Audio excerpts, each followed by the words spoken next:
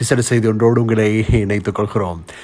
Israel பிரதமர் Benjamin Netanyahu உள்ளிட்ட மேலும் 36 இஸ்ரேலினுடைய இராணுவ மற்றும் அரசியல் அதிகாரிகள் மற்றும் மிக முக்கியமான இஸ்ரேலினுடைய தலைவர்களுக்கு எதிராக துருக்கிய ஜனாதிபதியினுடைய மிக முக்கியமான ஒரு அறிவிப்பு வெளிவந்திருக்கிறது. இது தொடர்பான விரிவான தகவல்களை வழங்குவதற்காக இணைந்து கொள்கிறோம். அன்பான நேயர்களே, துருக்கியினுடைய இஸ்தான்புல் சட்டமா அதிபர் திணைக்களம் நீதிமன்றத்தின் வாயிலாக மிக முக்கியமான ஒரு அறிவிப்பை வெளியிட்டிருக்கிறது.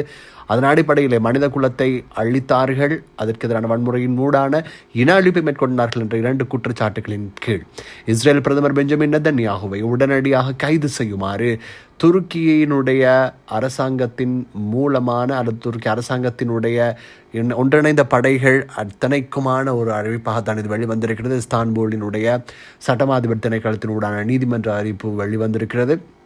குறிப்பாக இந்த அறிவிப்பில் அவருடன் மேலும் 36 பேர் இணைத்துக் கொள்ளப்பட்டிருக்கிறார்கள். அவர்களில் இஸ்ரேலினுடைய தேசிய பாதுகாப்பு அமைச்சர், இஸ்ரேல் பாதுகாப்பு படைகளினுடைய தளபதி மற்றும் இஸ்ரேல் தேசிய பாதுகாப்பு அமைச்சராக இருக்கக்கூடியவர், இவர்கள் அனைவரையும் கைது செய்யுமாறும் உத்தரவிடப்பட்டிருக்கிறது. பென்குவிர் உங்களுக்கு தெரியும், மிகப்பெரிய ஒரு இனவாதி, அவரையும் இதில் உள்வாங்கியிருக்கிறார்கள்.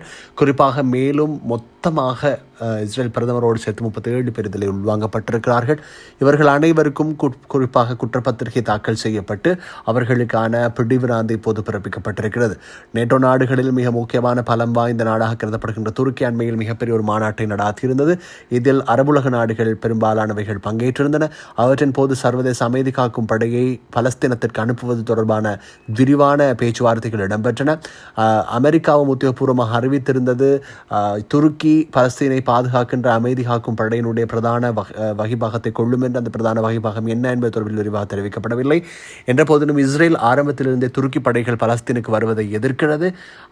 அமெரிக்காவினுடைய உபஜனாதிபதி ஜெடி வான்ஸ் கூட தெரிவித்திருந்தார், இஸ்ரேலுக்கு அல்லது இஸ்ரேலுடைய எல்லைக்குள் எந்தெந்த படைகள் இருக்க வேண்டும் என்பதை தீர்மானிக்கின்ற உரிமை இஸ்ரேலுக்கு இருக்கிறது என்று. அதனுடைய அர்த்தம் துருக்கி அங்கே வந்துவிடக்கூடாது என்ற இஸ்ரேலினுடைய கருத்துக்கு அவர் உடன்படுகிறார் என்பதுதான். ஆனால் அமெரிக்க ஜனாதிபதி டொனால்டு ட்ரம்ப் அது தொடர்பில் எந்த விதமான கருத்துக்களையும் தெரிவிக்கவில்லை. இந்த நிலையிலே சர்வதேச அமைதி காக்கும் படையில் துருக்கியினுடைய படைகள் பெரும்பாலானவைகள் இருக்கும் என்று எதிர்பார்க்கப்படுகிறது. அவர்கள் பலஸ்தீனை பாதுகாக்கிற முயற்சிகளில் ஈடுபடுகின்ற அதே சமயம் பலஸ்தீனில் போலீஸ் கட்டமைப்பை உருவாக்கி அவர்களுக்கு பயிற்சிகளை வழங்கும் நடவடிக்கைகளிலும் ஈடுபடுவார்கள் என்று எதிர்பார்க்கப்படுகிறது.